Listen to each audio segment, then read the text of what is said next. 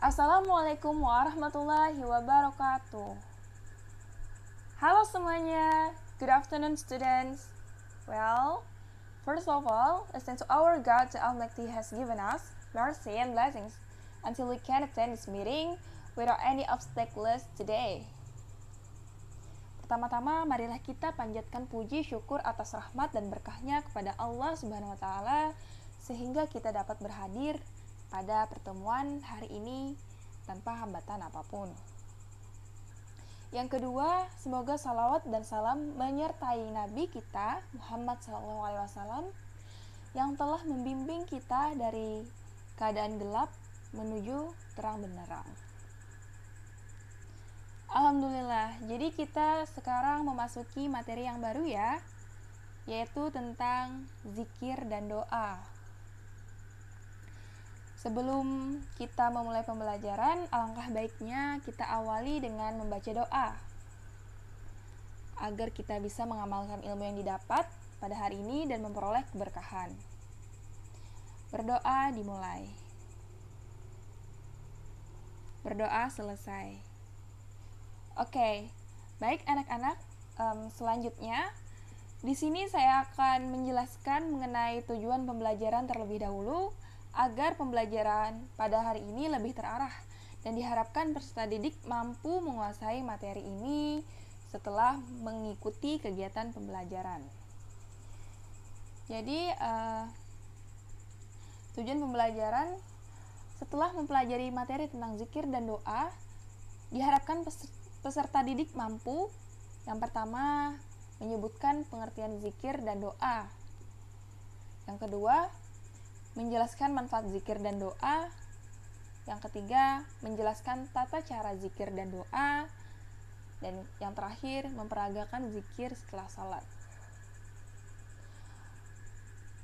Oke, selanjutnya kita beralih ke materi zikir dan doa. Yang pertama, saya akan membacakan mengenai pengertian zikir. Kata zikir berasal dari kata zakaro, yazkuru zikron, yang artinya mengingat, menyebut, menuturkan, atau merenungi.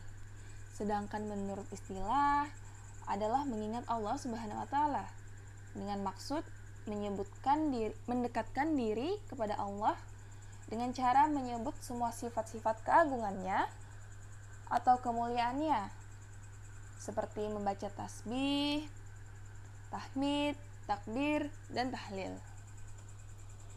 Sebagaimana pada Quran Surah Al-Baqarah ayat 152, Bismillahirrahmanirrahim, Waskuruni azkurkum waskuruli wala takfurun, yang artinya, maka ingatlah kepadaku, aku pun akan ingat kepadamu.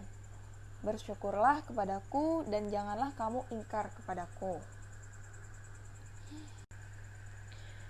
Oke, selanjutnya pengertian doa. Doa menurut bahasa adalah memanggil atau memohon sesuatu. Sedangkan menurut istilah adalah permohonan sesuatu yang disampaikan manusia sebagai makhluk kepada Allah sebagai Sang Pencipta dengan merendah diri dan tunduk kepadanya, baik untuk kepentingan hidup di dunia maupun di akhirat. Sebagaimana Quran Surah Al-A'raf ayat 55 sampai dengan 56 yang artinya, berdoalah kepada Tuhan kalian dengan berendah diri dan suara yang lembut. Sesungguhnya Allah tidak menyukai orang-orang yang melampaui batas. Dan janganlah kalian membuat kerusakan di muka bumi sesudah Allah memperbaikinya. Dan berdoalah kepadanya dengan rasa takut dan harapan. Sesungguhnya rahmat Allah amat dekat kepada orang-orang yang berbuat baik. Nah, itu tadi pengertian doa. Bagi seorang mukmin yang ingin berhasil dalam kehidupan ini, kita harus ada cara yang harus ditempuh, yaitu ada dua, yaitu berusaha dan berdoa kepada Allah. Oke, selanjutnya Kita beralih ke manfaat. Manfaat zikir dan doa. Yang pertama, dapat menenteramkan hati. Yang kedua, dapat menimbulkan kesabaran. Yang ketiga, menambah pahala dan menambah rasa kasih sayang kepada sesama. Yang keempat, menimbulkan sifat berhati-hati. Yang kelima, diberikan keridaan. Yang keenam, mendekatkan diri kepada Allah. Yang ketujuh, diampuni dosanya. Oke, kita beralih ke tata cara berzikir. Oke. Di sini cara berzikir itu ada 3, yaitu ada zikir dengan hati, zikir dengan perbuatan, ada juga zikir dengan ucapan. Jadi yang pertama, zikir dengan hati. Zikir dengan hati ialah dengan cara bertafakur memikirkan ciptaan Allah, sehingga timbul di dalam pikiran kita bahwa Allah adalah zat yang maha kuasa. Semua yang ada di dalam alam semesta ini pastilah ada yang menciptakan dan mengaturnya, yaitu Allah. Yang kedua, zikir dengan perbuatan. Zikir dengan perbuatan yaitu dengan melakukan perintah Allah dan menjauhi larangannya. Semua itu mesti diawali dengan niat untuk mendapatkan ridho Allah. Jadi menuntut ilmu, bersilaturahmi, mencari nafkah, dan amalan-amalan lainnya yang diperintahkan oleh Allah, oleh agama, adalah termasuk lingkup zikir dengan perbuatan. Selanjutnya, zikir dengan ucapan.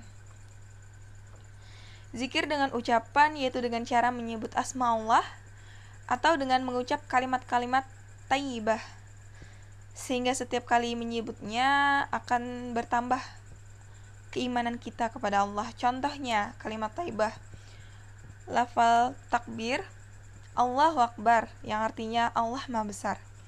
Yang kedua, tahmid, Alhamdulillah, yang artinya segala puji bagi Allah. Yang ketiga, tasbih, Subhanallah, yang artinya Maha Suci Allah. Kemudian tahlil, La ilaha illallah, yang artinya tiada Tuhan selain Allah.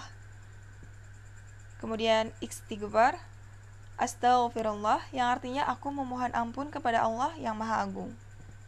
Dan haukallah, La haula wa la quwata illa billahil aliyyil azim, yang artinya tiada daya dan kekuatan kecuali di sisi Allah.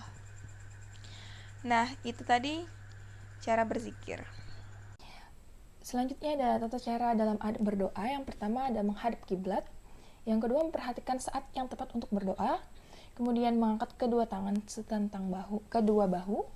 Kemudian memulai dengan istighfar, memuji Allah, dan membaca salawat. Selanjutnya harus ada sikap rendah hati, rendah diri, dan rasa takut. Kemudian hendaklah disertai dengan hati yang khusyuk. Kemudian menyederhanakan suara antara berbisik-bisik dengan suara keras. Kemudian ada tidak berdoa untuk keburukan. Tidak terburu-buru. Kemudian memilih kalimat-kalimat yang luas maknanya. Kemudian doa dimulai dari mendoakan diri sendiri dahulu, baru untuk yang lain. Dan yang terakhir, menyapu muka dengan kedua telapak tangan setelah selesai berdoa. Selanjutnya ada tata cara waktu-waktu yang lebih utama dalam berzikir dan berdoa. Yang pertama, pada bulan Ramadan, kemudian pada waktu wukuf di Arafah ketika menunaikan ibadah haji. Kemudian pada hari Jumat, pada waktu seorang sedang berpuasa, ketika turun hujan, sesudah salat 5 waktu, di tengah malam, di antara azan dan iqamah, ketika iktidal yang akhir dan dalam salat, kemudian ketika sujud dalam salat, ketika khatam membaca Al-Quran 30 juz, kemudian sepanjang hari Jumat, kemudian ada antara zuhur dengan asar dan antara asar dengan maghrib. Kemudian ada pada saat kritis atau genting dan pada saat teraniaya. Baik, selanjutnya ada hikmah zikir dan doa. Yang pertama, akan terhindar dari sifat sombong dan congkak. Yang kedua, akan terhindar dari sifat gampang putus asa. Kemudian hati dan pikiran kita akan tenang dan tentram. Kemudian akan memberi motivasi atau dorongan yang kuat dalam menjalani kehidupan dan memberikan perlindungan dalam menempuh kehidupan, serta kita akan merasa semakin dekat kepada Allah, dan di akhirat kelak kita akan mendapat tempat yang mulia di sisi Allah, yaitu surga, insya Allah. Oke, selanjutnya kesimpulan. Zikir dan doa merupakan salah satu bentuk ibadah dan cara manusia untuk menunjukkan ketaatannya kepada Tuhannya. Kita diperintahkan untuk melantunkan zikir dan doa kepada Allah karena luas dan begitu dalamnya mutiara hikmah yang dikandungnya. Zikir diperintahkan Allah setiap saat dan setiap waktu. Manusia diciptakan dari dua komponen, yaitu rohani dan jasmani. Secara natural fitriyah, tentu saja jasmani memerlukan makanan untuk tetap bertahan, agar sehat dan tumbuh berkembang. Karena jasmani adalah benda konkret atau nyata atau ada atau yang dapat kita lihat, maka makanannya pun benda konkret pula. Lain halnya dengan jasmani. Rohani pun membutuhkan makanan. Rohani bersifat abstrak, hanya Allah yang tahu hakikatnya. Maka makanannya pun abstrak pula. Karena abstrak, tidak ada jalan lain untuk mengetahuinya kecuali mengikuti petunjuknya, yaitu yang menciptakan ruh itu, yaitu Allah. Allah mengajarkan zikir sebagai obat bagi ketenangan rohani. Jadi bisa disimpulkan bahwa zikir amatlah penting. Selain sebagai perwujudan ibadah kepada Allah, zikir juga merupakan kebutuhan pokok yang paling dibutuhkan untuk mewujudkan keseimbangan hidup manusia antara jasmani dan rohani. Nah, mungkin cukup sekian pembahasan tentang materi zikir dan doa yang dapat saya sampaikan. Jika ada yang kurang paham atau ada pertanyaan, boleh ditanyakan. Salah hilap mohon maaf. Wassalamualaikum warahmatullahi wabarakatuh.